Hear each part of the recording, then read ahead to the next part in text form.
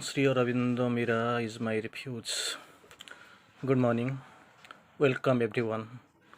Today, the topic of our discussion will be on spiritual silence.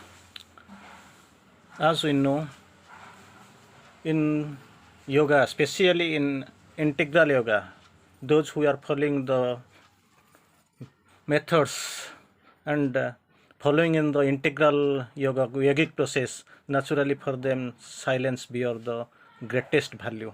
The maximum we stress upon the absolute silence. In absolute silence lives an absolute power.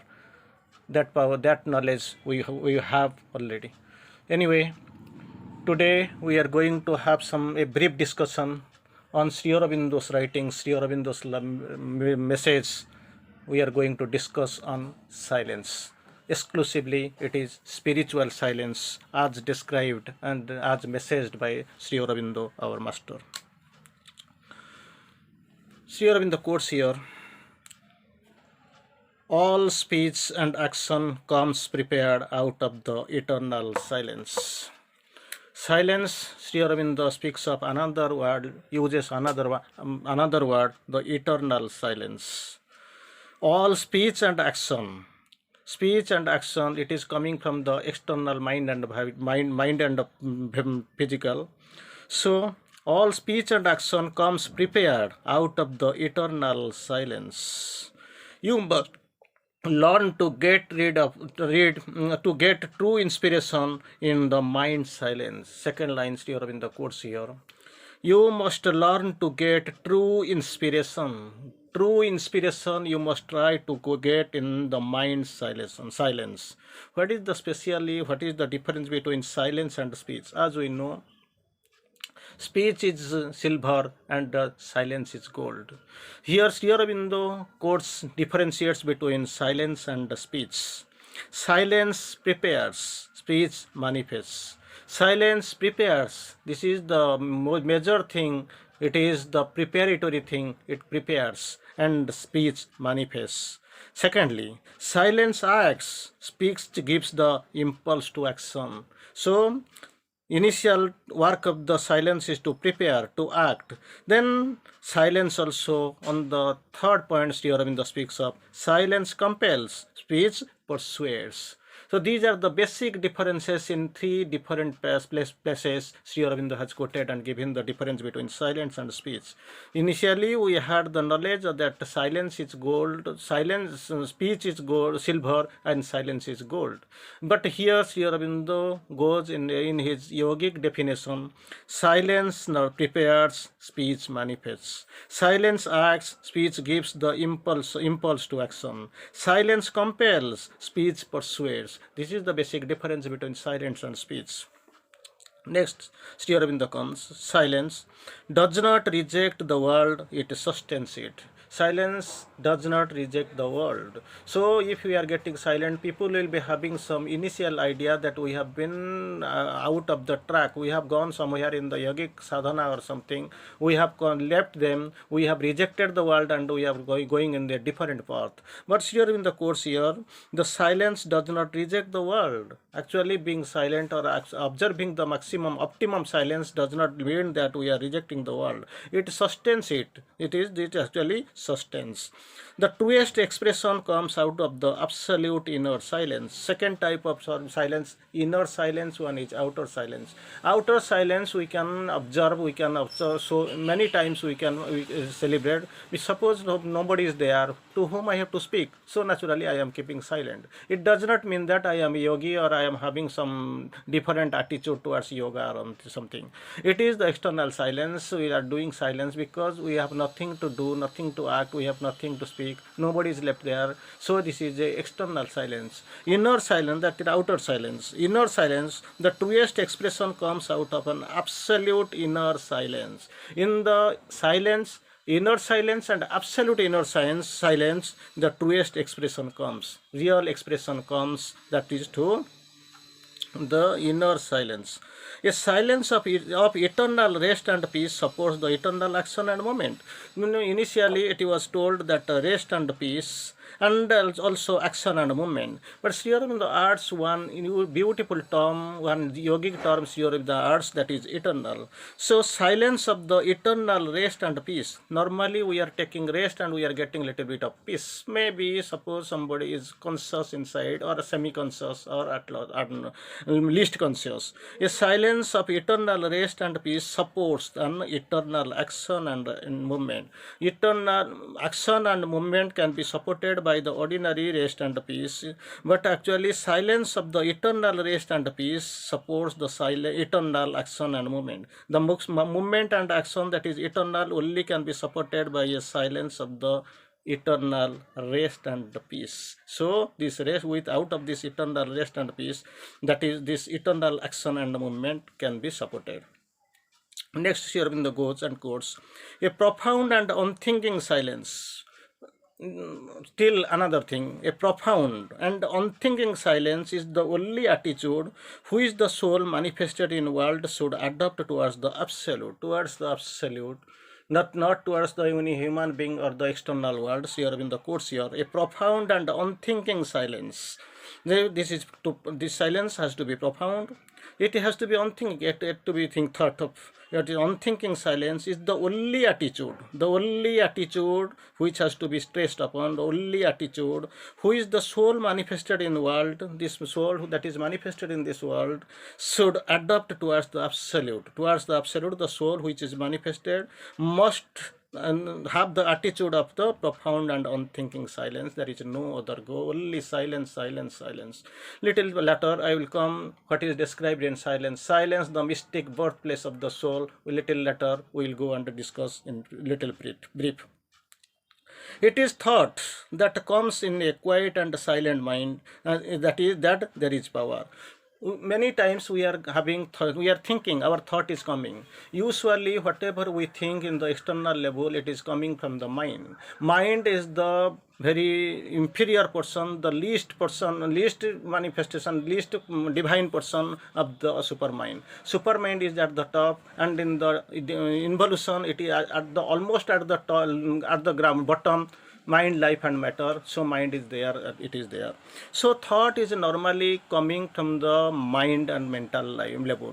So this is almost most of the time it is coming as a perverted scene. So it is we are getting perverted. Sri Aurobindo speaks of about standing away from this mental thoughts. Sri Aurobindo quotes here, it is in thought that comes in quiet and or silent mind. That mind, Sri Aurobindo quotes here, silent and quiet and silent mind, from where if that thought is coming from the quiet and silent mind, there is a power. If it is coming ordinarily, so even if it has power, but it is not that much reliable or that much strong as the power that is coming in when the mind is quiet and silent.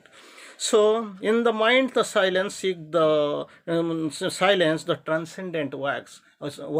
See, if the mind is not silent, the transcendent will not act. For the transcendent to act in this level, in this medium, so mind has to be silent. It has to stay in the absolute silence. In absolute silence lives an eternal absolute power. Because the absolute for the laying down, for the rest and peace, for this manifesting master, then absolutely it is the requirement is that absolute silence. So all from the silence is born, that is, we have seen, from the silence everything is born. Silence is the mystic birth of the slave soul. Silence, the daughter of infinity. We have seen a little bit later we will see it.